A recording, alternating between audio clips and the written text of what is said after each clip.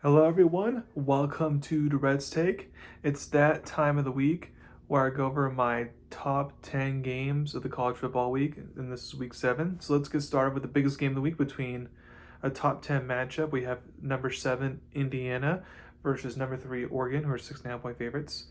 If Indiana wants to truly show that they belong at the big boys club, they need to at least be competitive in this game since they were not when they faced two top 10 teams last year in Ohio State and Notre Dame. Since Oregon has a younger team, Indiana does. I can see them struggling to pull away from the Hoosiers. However, I think they'll eventually get there as the Ducks get a win. I have them winning 31-17. Number 2, you got 8 Alabama, who are 2.5 point favorites, versus 14 Missouri. Missouri has looked good to start the season so far. Wins against Kansas and South Carolina, are good. However, I expected the Tigers to start 5-0 since they've had all home games so far this year. However, I think this is where Missouri's true colors will show, and we'll realize that Missouri is just okay, maybe good team, but they're not a great playoff contender type of team. I think Alabama will, make a concentrated effort to stop a good rushing attack from Missouri, because for Missouri, if you can stop the run, whether it's running back or quarterback, then you can stop them. Now, the one worry for the Crimson Tide fans to keep in mind is to beat Georgia one week and then on the road and beat Vandy last week, and now you got this matchup this week. That's just like a tough 3-game stretch right there. So you kind of wonder, like, are players going to start to show fatigue, and how much do they have left in the tank and all that. So that could be a factor, which is why Missouri can make it competitive potentially, but I do like Alabama to win the game. I have them winning 38-27. Number 3, you got 15 Michigan versus USC, who are 2.5 point favorites. Styles make fights, and these two teams have the very opposite styles. For Michigan, has the physical run, smash mouth style, and for USC, you got like the speed playmakers. Can they make enough chunk plays to win type of style? I think this is a game where Michigan, in all honesty, should win. However, we've seen how Big Ten teams traveling the West Coast struggle. Look further than last week with Penn State going to win this UCLA and losing. So I think the Trojans should take advantage of that, and USC escapes with a win, either winning 24-23. Number 4, you got 21 Arizona State versus Utah, who are 5.5 point favorites, a late night game. This is a big game for the Utes. If they lose this game, then they can kiss their playoff hope, Big 12 title hopes, and therefore playoff hopes goodbye. Since rain is in the forecast, if this becomes like an ugly, low-scoring, just a bunch of running, type of matchup, that would actually favor the Utes, since they're a better running team this year than Arizona State is this year, in my opinion. I think that the game comes down to the wire, but the Utes' defense will make some clutch plays late to get the big win ahead of their rivalry game next week. So I have Utah winning 20-17. Number 5, you get the Red River rivalry with 6 Oklahoma versus Texas, or 1.5 point favorites. Originally, I was going to have the Longhorns win this game. However, I get the news this week that, looks like instead of John Mateer being out for a month, following the hand surgery, it looks like he's questionable to play this week. He might actually play. Now, if he does play after all, then I'd take Oklahoma to win, because I don't think Texas offense can do enough against a good Oklahoma defense. Now, if John Mateer is out, then I'll take Texas to win, since it'd be a low-scoring game. I'll buy into the hype, though, that Mateer will come back in this game, and therefore I have the Sooners winning 23-17. Number 6, you got 10 Georgia, who are 3.5 point favorites versus Auburn.